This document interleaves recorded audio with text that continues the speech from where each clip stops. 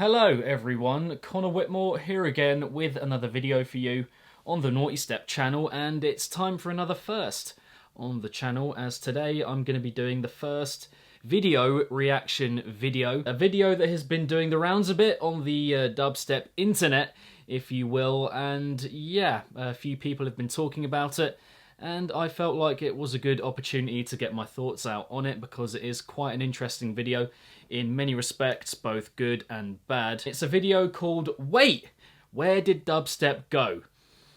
And yeah, I can hear all of you kind of clamoring as to what is going on with that title and what this video is going to be about. And I've watched it already, and I know exactly what happens in it. The direction it goes in, of course, but I did just want to give my thoughts on it in a kind of reflective way. Watching it at the same time with all of you, I imagine there'll be a lot of you that are watching it for the first time, and yeah, should be a lot of fun, something different. Yeah, I found out about the video through Mr. Jonathan High, one of the Exobulk crew, who posted the video on the Chimed In Facebook page, the fan group page of Mr. Chime. It's from Soundfield, who have made some good videos in the past, notably that one about Mr. Antoine Fantoine, which I do recommend watching, very interesting, and overall I think their videos are very well done, well researched and put together, produced if you will. But yeah, this one, whilst good and informative and provides a lot of good stuff in terms of the whole background of dubstep, etc., as you will see, there are also some things about it that I just cannot help, as someone whose channel revolves around dubstep for the most part. I just couldn't help but raise and yeah, cover, and want to get your opinions as well in the comments down below after you've watched it with me in this video. Wait, where did dubstep go? I do want to highlight the title here because I do love it, the conversational tone of it, and the image it conjures up. I just picture a load of people in a group, you know, having a chat. Suddenly someone brings up dubstep, and then randomly out of nowhere one of them goes, "But wait, where did dubstep go?" The little ... after the wait as well, like all dramatic. "But wait, yo, stop. Where'd dubstep go?" And then some other guy comes in all like, "Whoa, bruh, what do you mean where'd dubstep go? You mean to tell me you ain't been listening to all that Zapstep last couple of years, bruh?" I love the image it conjures up, as I said. Very well done. Okay. I've just remembered how it kicks off. Oh, God. Here we go. Some people in the Stapleton neighborhood say what's happening over at Dick's Sporting Goods Park is not music to their ears. They say that two-day Bass Nectar concert literally rattled their homes late into the night. At one point, dubstep was so big, it was an earthquake. I think we should remark on the alarming delivery of that man here. It seems like it's a pretty big thing going on. These people's homes are being rattled by the bass music. Oh, shit, my home's being rattled. The earthquake, my home can't handle it. The bass is too much. Flip me, we're 15 seconds in. Should we start again? Let's just start it again for the banter. Bass Nectar concert Bass Nectar? At one point, dubstep was so big that Colorado residents thought a nearby Bass Nectar concert was an earthquake. Thought it was an earthquake. I went outside and I looked and I realized it was bass. We have to be neighbors and we have to be friendly neighbors. This was not a friendly event. Dubstep shook the landscape of music. Can someone tell me what is unfriendly about listening to music? Drop your comments down below. Also, I went outside, I was like, frick, what the hell's going on? And then I realized, it was bass. Okay, I shouldn't, but it's just like, it's just a funny sentence, really. Carrying on. Dubstep shook the landscape of music in the early 2010s, but its viral success was followed by its viral disappearance. I'm gonna try to make my own dubstep track. That's my first problem I have. You know, what disappearance? You know, dubstep is very much still alive and thriving right now. Has been for the last decade, ever since, as he mentioned. I don't think you could highlight a point where it considerably dipped. I'm really struggling to kind of wrap my head around that one. And as I mentioned at the beginning of the video, of this video, right here, this reaction review video, it does research a lot well, as we will see, but for anyone to say that it's kind of dwindled or gone into the background somewhat at any point in that last decade since it blew up in the US and whatnot, I think is a bit far-fetched and not really accurate. So yeah, shows a little bit of lack of research perhaps. Yeah, I think it's quite a claim to have said what he said there. First, let's find out where dubstep came from and why it disappeared. Right, like, also, what is even meant by disappearing? Like, does that mean that no one makes it ever, or that it's just not in the mainstream? Or, I mean, we will find this out, but I think it's just such a weird kind of word to use for a type of music to have disappeared completely. I mean, how are we measuring that? You know, there are festivals that are dedicated solely to that genre. There are producers who are producing dubstep mainly, but who are making music for, you know, pop musicians all over the world and that. When you're talking about the prominence of dubstep, maybe it might have dwindled at some point in your eyes, or maybe it might have not been as prominent or in the limelight, if you will, but saying it's disappeared just sounds like a bit of a stretch before we get into the meat of what we're going to see here. The history of dubstep starts in the UK garage music scene of the 90s. UK garage music came from house music and features a 4-on-the-floor bass drum pattern and syncopated hi-hats and snares. DJs took the syncopation in garage a step further with a subgenre called two-step. In 1999, music journalist Simon Reynolds described two-step as a general rubric for all kinds of jittery, irregular rhythms that don't conform to garage's traditional 4-to-the-floor pulse. Interesting. Two-step is where the step in dubstep comes from. But what about the dub? Dub originated in Jamaica in the late 60s.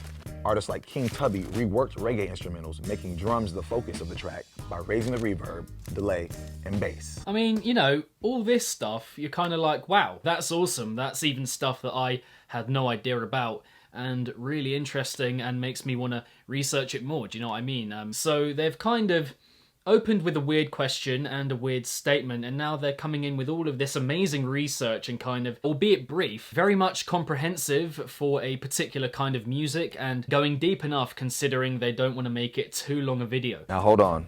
Before you get angry in the comments, I'm not saying dubstep came from Jamaica, but the way dub artists altered reggae instrumentals in the 60s inspired DJs in the late 90s to rework two-step tracks, creating dubstep. As dubstep pioneer Code 9 told Vice, the name made sense. There were aspects of dub that influenced. The second was dub as a methodology, manipulating sound to create impossible sonic spaces using reverb, echo, and such. See, that's awesome. Like, look at that. Look at that for a quote. I mean, if you're someone who's only got into it recently, the dubstep genre, and you want to know more about it, looking at a quote like that will only make you want to research it more and find out more about the roots of it, where it's come from, and appreciate the genre even more than you do already, but in a completely different way, if you get me. Early dubstep was more minimal than the dubstep we know today, but this minimalism provided room for variation in the future. Check out this early dubstep track by Burial, an artist on Code 9's record label Hyperdub. Ooh, straight chills. Straight chills. I mean, amazing song, but is it dubstep or is it future garage? A breakthrough in dubstep came in the early 2000s thanks to two teenage DJs from England, Scream and Banga. Along with other London producers, the main ingredients are syncopated rhythms with a tempo between 138 and 142 BPM. Love a bit of dubstep, and a clap or snare on the 3. Love it. But the defining ingredient is that wobbling bass line. Wobbling bass line. Y'all bear with me, don't trip, because we about to get it. 20 minutes later.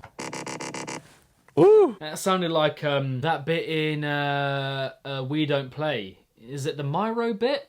We go wab wab wab wab wab wab wab wab wab wab wab wab. Yeah, I think I'm right in saying that. By 2009, dubstep had taken hold in the United States, and artists like Skrillex and Bass Nectar were creating their own versions of the genre by putting an emphasis on the build-up. Crazy Frog as well, drop. obviously. But this new version of dubstep earned the mocking term bro-step due to its more aggressive, fist-bumping sound. But that's what I want to know, like, why if it's aggressive, why if it's loud and bombastic and huge, why does that mean you call it bro step? Why on earth have huge transformer-like robot noises been associated with bro culture? I just don't get it. I don't get why that happened, how that happened. I much prefer, as I mentioned earlier, Zapstep. Dubstep found its star moment in 2012 when Skrillex won 3 awards at the Grammys. Hi, Sonny Moore, Skrillex. This is really crazy for me, man. Just a year and a half ago, I was making that song in my bedroom. Soon after, pop heavyweights like Justin... So what's evident to me at this point in the video is that they're kind of relating or correlating the success and availability and visibility of dubstep with how mainstream it is, you know. So what they're saying there is that dubstep was at its peak, or that dubstep was at its finest moment when Skrillex, who of course is for many the pioneer of the brostep sound, the modern dubstep sound, that is when it was at its peak, when he won 3 Grammys, which are very disputed as a music awards ceremony anyway, and which aren't really taken seriously by a lot of people in the industry. For that to have been said, for that to be dubstep's golden moment, as it were, for a genre so rooted in the underground where others like pop really aren't at all, which is what the Grammys are most about, it just doesn't seem right. And obviously, it's cool that a dubstep musician can win loads of Grammys, and it's great that dubstep gets recognition like that. But whether that's its golden moment, whether that's what the genre is all about, considering where it came from, I'm not so sure. Soon after, pop heavyweights like Justin Bieber and Britney Spears began to include more electronic sound in their work as dubstep merged deeper into the mainstream. Yeah, God, that's what you want. You know, having dubstep or other kinds of electronic music used by these musicians, these pop stars, isn't necessarily great because it's not being used, you know, it's not at the forefront of the track, it's just being used by them as a way to back up what they're doing, how they are, and yeah, not really a sign of electronic music being in better health. It's just another way of using it, which doesn't have it at the forefront, as I said. And as an extension of the point he made before, where he called dubstep's golden moment when it was being recognised at Grammy level, to have this point following that as if it's like another way of going, yeah, look at this, here's another way that it was really improving, again, just doesn't quite sit right with me. The DIY element of electronic music in the early 2010s made it accessible, but it also drew criticism from music purists. Computer programs like Ableton, with its presets and plugins, allowed anyone with a laptop to produce electronic music. Websites like Dubstep Forum, where audio programs were shared and pirated, helped amateurs break into the genre at a professional level. Eventually, artists reacted. Yeah, I mean, very true, I have to say. We've got to a point now where anyone can make it and anyone has a lot of access to a lot of different sounds and ways of making the music, which is completely fine. I'm all for people trying stuff out and doing what they want to do. You know, if you like a genre and you want to try your hand at it, completely fair. But it does result in an inevitable watering down of a genre or a style of music, as has happened with all kinds of music, and dubstep is currently living through that. And yeah, we're just going to have to wait and see where it goes from here, how it progresses and develops. Yeah, I definitely think we're living in that moment now of the genre being watered down and having a lot of stuff that doesn't really push forward or progress the genre in any way, any substantial way, really. Eventually, artists reacted against the in-your-face sound of dubstep. The extreme nature of the music that originally made it appealing might be what pushed fans away. By 2013, dubstep started to break into other genres. Post-dubstep artists such as James Blake and Mount Kimby emerged. Well, hang on a sec there. Another thing that I don't quite get is that he kind of makes a point of there being a definite moment where people were just like, no, I don't like the heaviness anymore, I'm gonna start listening to other stuff. But really, did that happen, or did dubstep just keep growing? I mean, for me, as someone who's been hearing it since it exploded, if you will, in the last decade and beyond, I will keep listening to it. There was no point where I felt like people really dropped off with it, just stopped listening to it completely and went to other stuff. That might just be from my perspective, but I never sensed or kind of felt that people, you know, en masse went away from the genre. If anything, it grew and grew and grew as people tried out the genre more, and as we're about to hear from him, kind of expanded into different genres and subgenres and ways of delivering that brostep sound, that heavy dubstep sound at least. Yeah, a little bone of contention again there, Mr. LA. By 2016, the popularity of dubstep had declined, but it didn't disappear, it just transformed. Dubstep mixed with... So at this point I'm like, okay, I do get your point now. What you're saying isn't that it died or that it went away completely, it's just transformed into other genres, which I can sort of agree with. You know, at that point, 2016, as he mentioned, we did have brostep having another golden moment within the genre. We're talking about Virtual Riot, Getter, Excision, even Skrillex to a degree, but loads of others, you know, lower key producers like Two Vein, Deflo, Detrace, and way more that, you know, were really putting out that huge bombastic sound. If you're saying from there that it is mutating and evolving into other stuff, completely fair. You know, 2017 saw a huge rise in rhythm production as well in dubstep. So in a way, his point here, you're like, okay, fair enough, it's just mutating and evolving into other stuff. But it's the genres and subgenres that he mentions here that, again, constitute as something that I do take umbrage with when it comes to the video. Dubstep mixed with Atlanta trap to create EDM trap. What is EDM trap? Never heard of that. Other spin-off genres include filth, glitch, half step, chill step, death step, and drum step. Okay, so filth, chill step, okay, meh, not the best example. Half step, again, not a great example there. Glitch isn't a bad one, but maybe glitch hop would have been better. And drum step and death step are actually pretty good ones, to be fair. But how could you not mention subgenres like melodic dubstep, vomit step, and the big one, rhythm?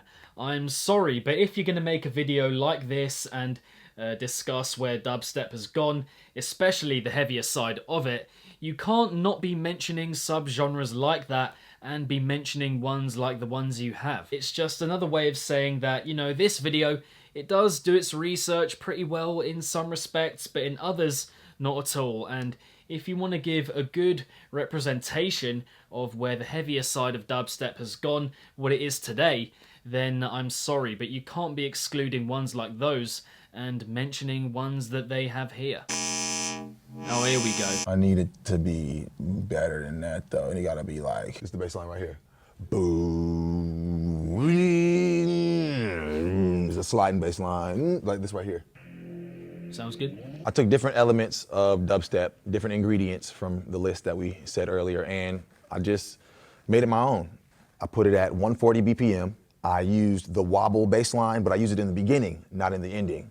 Made the wobble a part of the build-up, drop out, and then the full instrumentation at the end. I think it's a cool switch. I hope you guys enjoy it. Oh dear.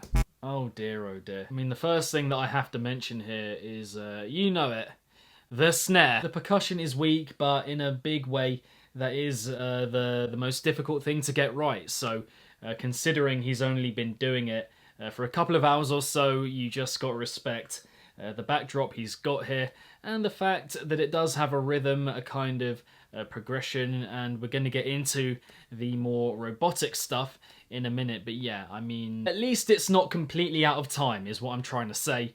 But yeah, let's just wind back a little bit and hear what he's made in full. Nice wobs, to be fair. Don't like that. That riser is not really getting to me.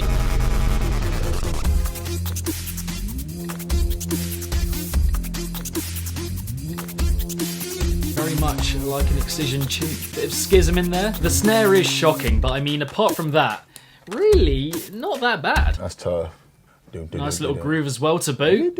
I like that. Yeah.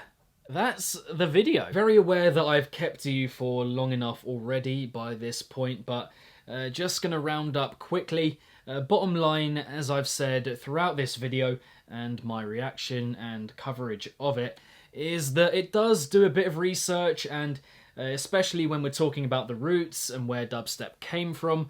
I think the video does really well on that front, showing us the different countries and cultures that kind of came together to make dubstep. I think they did that really well, incorporating reggae, Code 9, hyperdub, burial, all of that, really cool. But it's from the kind of middle part of the decade onwards point, the research isn't quite deep enough and extensive enough, and yeah, just the way that they go off into those different subgenres and all of that isn't quite an accurate reflection for me of where dubstep has come from over the last half a decade or so and where it is now. It's completely thriving. I don't think we did have a point where it dropped off, where people were quite adamantly like, no, not listening to that anymore, gonna move on to other stuff as dubstep evolved and mutated. Is it a video that, having watched it, it makes you want to understand and research dubstep more? Or does it make you feel like, no, this guy or Soundfield generally have just got it a bit wrong and don't really know what they're talking about? Again, I'm somewhere in the middle, but yeah, not easy to keep up with what dubstep has become and is becoming. Much easier to kind of look at the roots of it, but yeah, I'm interested as to what you think, having watched this video with me. If you enjoyed the video, my video, that is, then be sure to give it a big old thumbs up and subscribe to the channel if you haven't already. If you're new here, then I do EP and album reviews for the most part, but also top 5s, top 10s, rave footage, opinion pieces like this one. So if that interests you, all within the field of bass music, then be sure to check the channel out and again subscribe and hit the notification bell along the way so you can be notified whenever I upload a new video to the channel. Also be sure to check out the original video, Wait, Where Did Dubstep Go? A really well put together video, I think, by Soundfield, and yeah, go check out their channel and subscribe, and also get involved in the comments of that original video if you want. A lot of good discussion there and meme-y sort of material, so yeah, go check it out. But lastly, if it's naughty, then you know guys, so be sure, as always, to keep it naughty and stay safe. And I shall see all of you legends in the next one. Soundfield, wait, where did dubstep go? Peace out.